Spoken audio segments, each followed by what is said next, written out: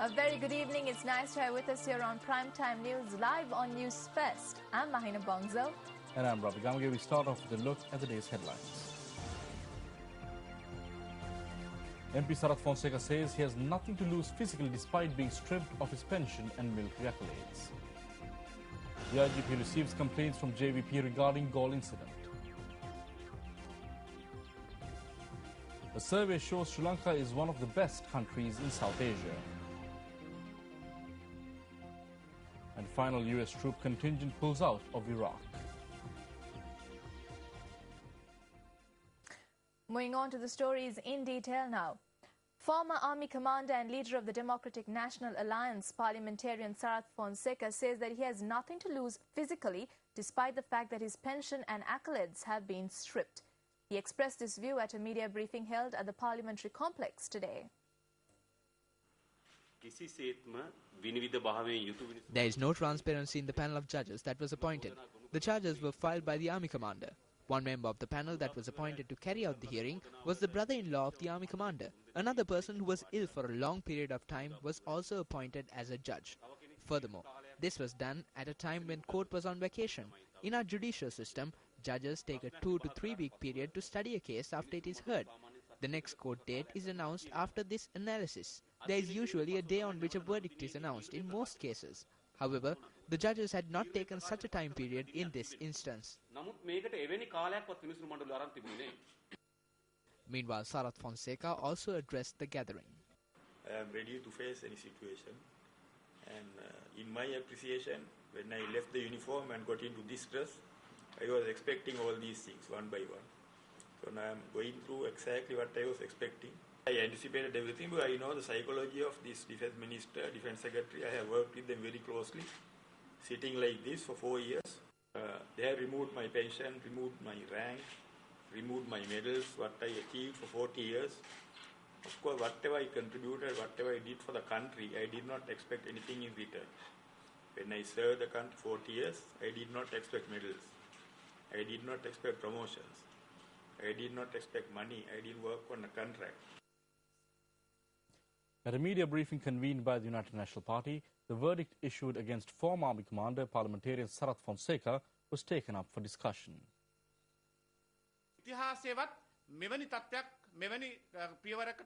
Never in history has a court-martial acted in this manner. When you take into consideration the unjust verdict which has been passed, it is a step taken to cancel his pension and is also a serious crime. I would like to state that we will take further action on this, especially based on the complaints lodged before the Human Rights Council in Geneva.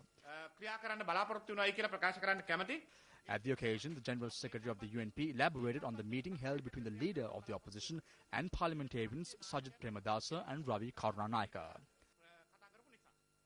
A decision on posts was not reached at any point. However, their ideas were sought on how to build the party, what changes need to be introduced and what responsibilities should be handed over. We engaged in these discussions upon arriving at a consensus which was to solve the issues at hand. Meanwhile, United National Party parliamentarian Buddhika Patirana, who joined the media briefing, noted that certain individuals have been telephoning the residents of Rienzi Algama, who set himself ablaze recently, stating that they were from his office.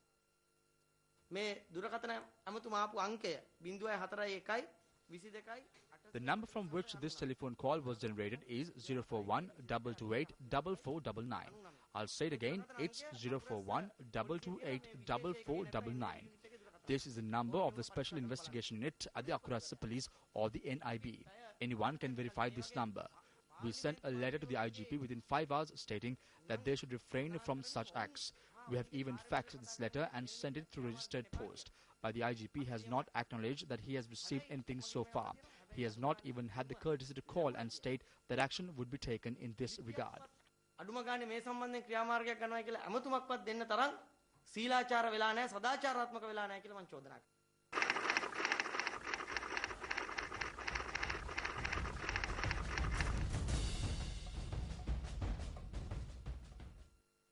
The JVP lodged complaints with the Inspector General of Police today, stating that the protest held in Galle recently had been disrupted and that an assault had occurred within the police station. 5 complaints were lodged today at the police headquarters by party representatives. One of the complaints was lodged by parliamentarian Vijitha Herath, while parliamentarian Ajit Kumara and provincial councillor Nalin Hevage lodged 2 personal complaints each. They requested for a proper investigation to be carried out with regard to the incidents that took place in Gaul. Addressing the media subsequently, the JVP representatives said they would go before the Supreme Court if justice is not served through these complaints. Addressing a cabinet media briefing held today, Minister K.R. Ramukwella commented on the attack on Sirasa.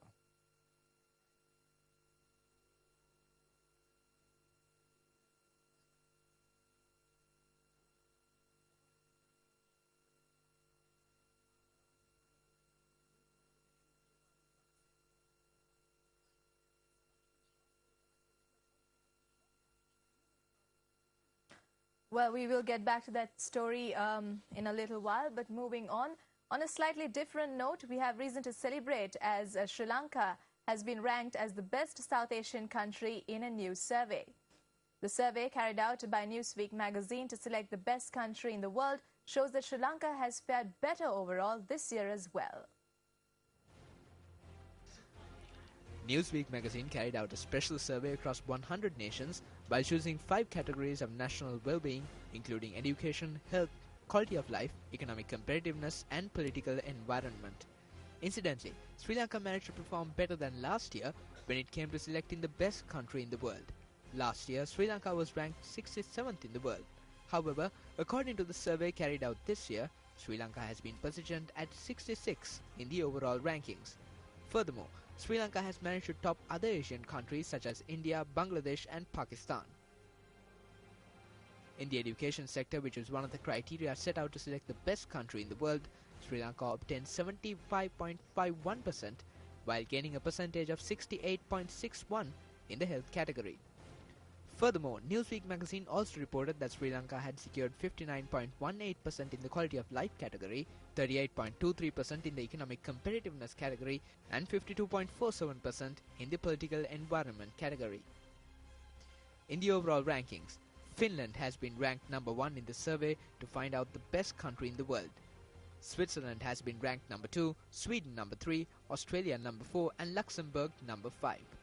According to Newsweek, Japan has been ranked number 9, while the United States has been ranked number 11, and the United Kingdom number 14. Sri Lanka's closest neighbor India has been ranked at 78, below Sri Lanka's current standing.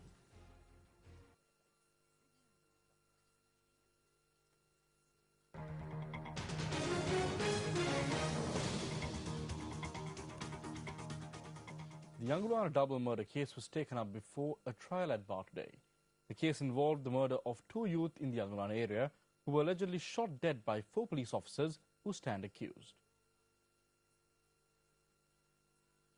The trial at bar, which is headed by High Court Judge Deepali Vijayasundara, also consists of Justices W. Varavava and Kumuduni Vikramasinghe. At the start of the trial, President's Counsel Triyantha Varalyadda, who appeared for the former IC of the Angulana Police, who is the second accused in the case, raised a preliminary objection. He told court that the relevant indictments cannot be accepted since it is the High Court Registrar who had signed it and not the Attorney General. However, this was rejected by court. The accused have been charged with killing 2 youth, including MD Dinesh Taranga Fernando and GDU Aponzo on the 12th of August 2009.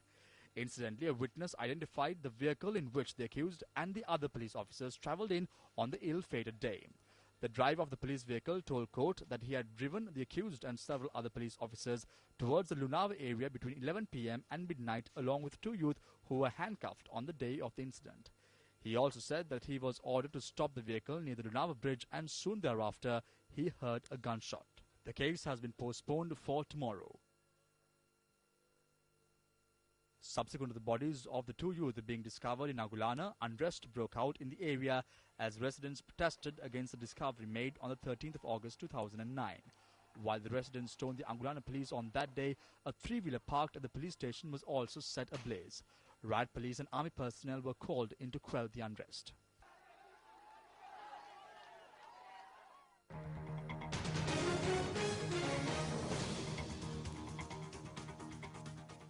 Today marks World Humanitarian Day.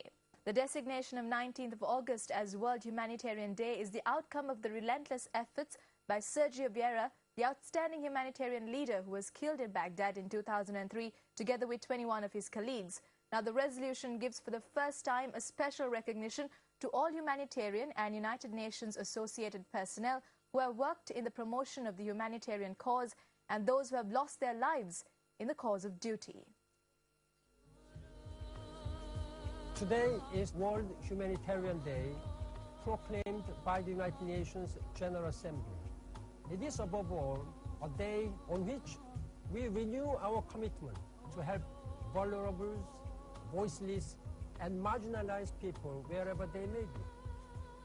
That is the abiding mission of the humanitarian community. This is also a day on which we pay tribute to the legends of heroic humanitarian personnel. These men and women come from many backgrounds, but they share a conviction that one person's suffering is everyone's responsibility. Meanwhile, a ceremony was organized at the UN head office in Colombo today as well, concurrent to World Humanitarian Day. The ceremony was held under the patronage of Minister Basil Rajapaksa.